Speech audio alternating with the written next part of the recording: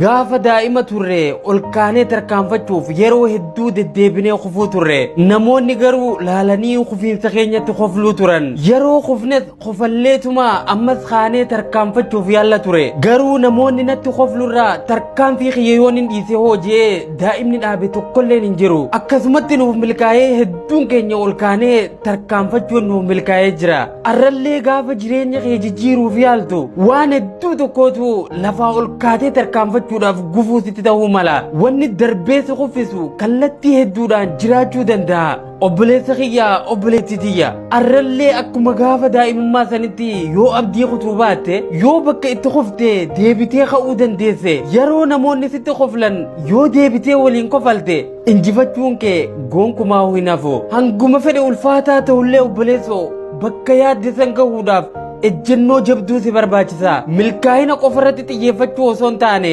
kaayyoo keetti irrattis cichi